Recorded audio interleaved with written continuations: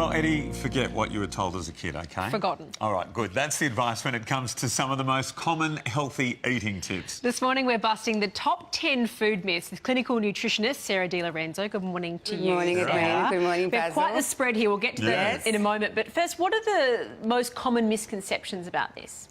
Basically, well, these are all things we were told as a kid, and they just come with all different food trends. So food trends from the 90s and different various sort of ways of thinking with eggs and different things is what people were created as food myths. So as a kid, we were told a lot of things that simply aren't true. Oh, I mean, some of those will knock your socks off, really. I mean, cereal is a great breakfast food, for example. We all kind of think that. Well, that depends on who's funding that study, right? Yes, who's funding that study? And also, you know, what sort of cereals you're eating as well. Low-fat products are better for your waistline than high-fat. That's not true So that either. is definitely not true. So low-fat, so basically it is very counterintuitive, but low-fat products actually make you fatter. What we know is when you remove the fat from a product, it's going to, it's not going to satiate you. So generally, people who skimp on the fat will fill up on sugar and carbohydrates. Okay. So again, we can see that with diets like the keto diet, that fat actually makes people slimmer.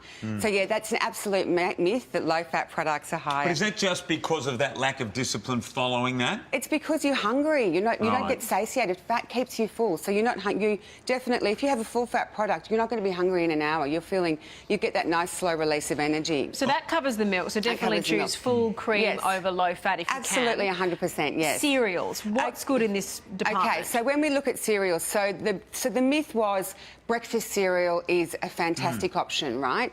But what we know, and that of course is what we know is a better option is to have something with a nice low glycemic index that's going to give you a nice slow release of energy through the day.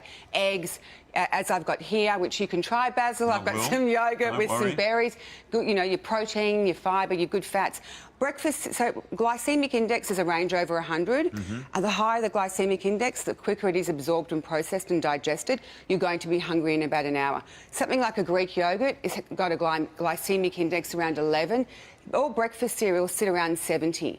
If you choose to keep breakfast cereals in your diet, throw some yogurt on top. It will satiate you and give you a nice, and there are slow definitely, release. you can taste the sugar in some of these cereals versus there are some sort of low GI cereals as well. There is some, and that's getting into things like the oats. So they're bringing down to a GI around 55. So you'd be pulling that down lower. All right. So, what about, sorry, Sarah, margarine versus butter? I mean, that's an age-old myth. I still don't know which can I is just say, that's from the 1990s. That is the food. Margarine was the toast topper of the 90s. Everyone was obsessed with low fat in the 90s.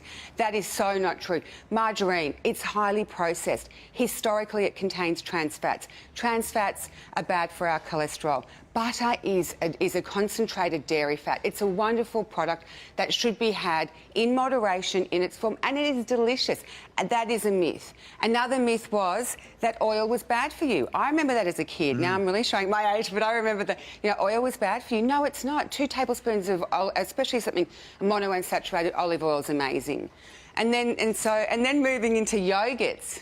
Finally, the good oil on that. With the yogurts, I mean, there are good and there are bad yogurts. So the myth was all yogurt's good for you, right? That was the idea of it. When you look at yogurts, there is such a diverse range of yogurts in the dairy cabinet. We've got some yogurts that are super sweet, and we've got them with low fat, with added sugar, and there's a whole variation. We've got things sprinkled in them and various kind of additives. And then my advice on the yogurt thing is just to go for a really good quality plain yogurt that you can add your cinnamon, your nutmeg, and you can add it to fruit, it. and then it becomes delicious. And you're in control of it. So they're the myths. The very last one was carrots, are good for your eye. I've been eating carrots to be able to read the auto cue. I've been wasting my time. Can I just tell you quickly about carrots? That's World War II myth. Right. Carrots, Wow, that goes way back for you, Baz. So You're older than I thought, Sarah. Thank you so much.